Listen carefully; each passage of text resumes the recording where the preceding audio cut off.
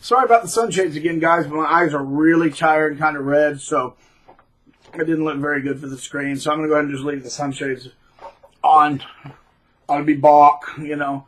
I want to talk a little bit in this video about narcissistic ex-wives, the extreme malignant narcissistic ex-wives. Now, and you know, you can find this with husbands too, but in this particular situation, I'll deal with husbands in another video. This is the malignant narcissist ex-wife. Like all narcissists, they lack empathy. They're always for themselves. They're grandiose. I get what I want, and how dare you put limits and restraints on my behavior. Problem is when kids are involved, and then they end up in a divorce, because the malignant narcissistic ex-wife has no boundaries, no boundaries at all.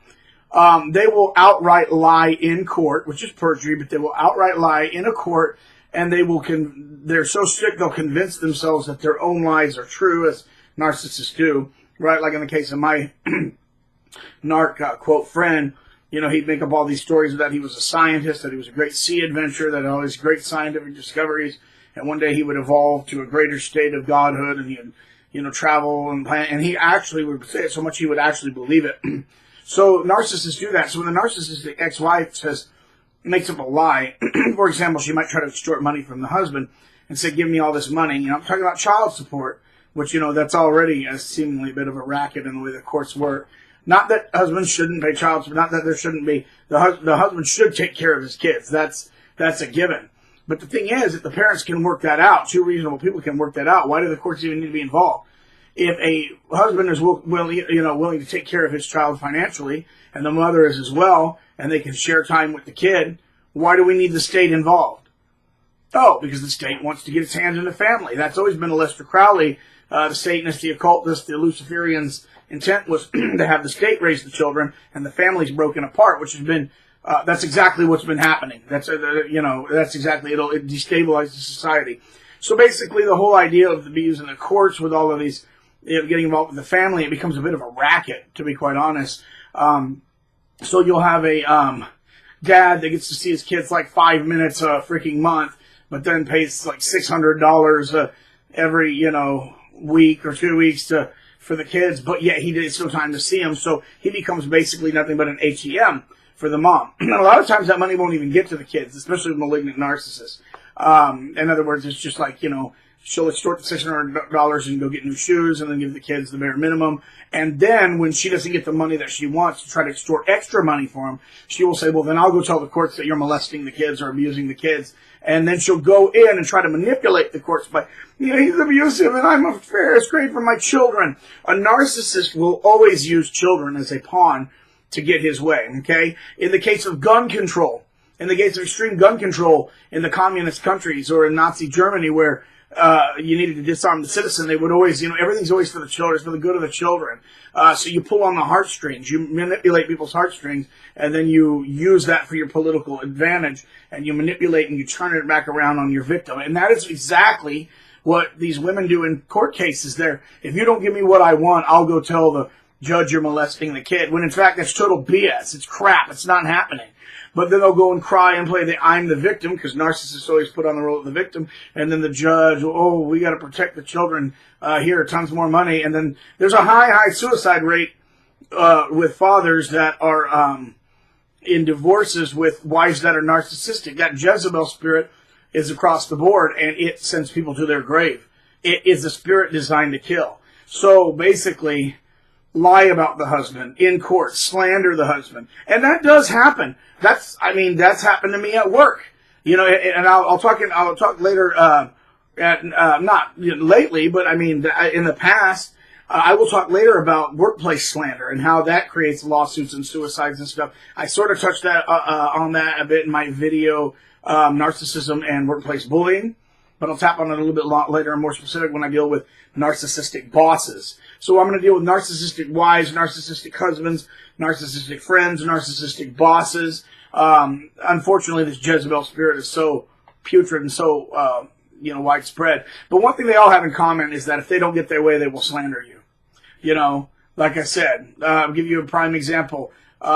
Elementary school teacher doesn't give somebody enough praise, doesn't give the narcissist enough attention.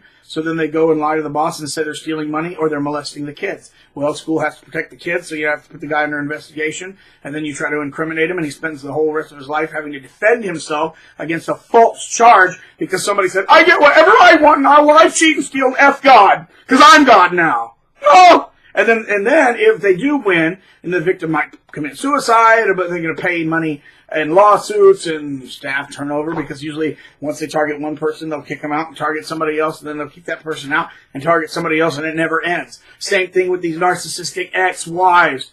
They choose a target. Once they destroy the target, get money. Then they get another target. Then they divorce him and get money. And now, for example, these narcissistic ex-wives will play both ends of the field. They'll convince the courts that the old husband, who's probably been nothing but great to his kids, it's not to say there's bad husbands and bad fathers, there are, but this is manipulation, right? You got a good family. But they will play the victim when they were the perpetrator. Narcissists always do. Poor me, I'm the victim, win the heartstrings of the court, turn that sword on the father, get money, hurt the father, make him pay for my own unhappiness, destroy him, then get the next victim, marry him, do the same thing. If there's kids involved, maybe there's not, maybe it's not, then you can just cut that off. Then she turns to a third guy. Oh, look at him. He's really, really old.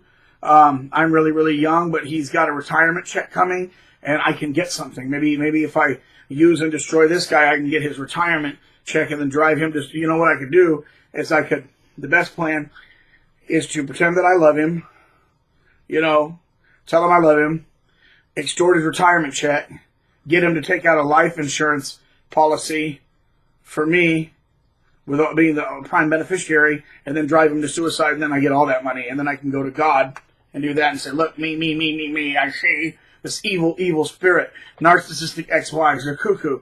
And like all narcissists, they'll say one thing, contradict themselves. They'll gaslight. They'll tell you one thing and then deny that they said it. They'll hurt you and then play the victim. Me. That's the great sea captain. Or they'll call up the husband and go, we need to talk. And they always say, we need to talk because you must be afraid of me. They have to prey on that fear. These are all manipulation techniques of the nutcase. And they are nutcases, as all narcissists are. The courts need to start realizing this because these people will actually abuse their own kid. They will hurt their kids to get back at the other parent. They will abuse their own kids to get punishment. They will manipulate using the kids in court to get money from the... This is scummery. This is criminal. This is thuggery. By the way, I'm going to tell you right now, I don't like criminals. So if somebody's on here, on my YouTube channel trying to... say, you shouldn't be making YouTube channels. I swear to you, I'll have you reported. I will have you investigated. Yeah, I'm on here trying to help people who've been narcissistically abused. But if anybody decides they're going to target me, I'll send you to federal prison and I'll send you to hell. Go away. I don't like criminals. I don't like people who lie and cheat and steal and extort from other people and they hurt other people just to get me. I hate that. And that's why I made this channel.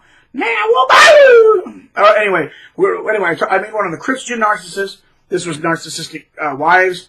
I'll make one on narcissistic husbands, and I'll make one on narcissistic bosses. But anyway, yeah, these people are wicked, and these narcissistic ex-wives will play the courts. They'll slander. They'll turn public tide against you. They'll target you. They'll use the kids as a weapon. And the courts better start waking up to this because this is a real, real problem.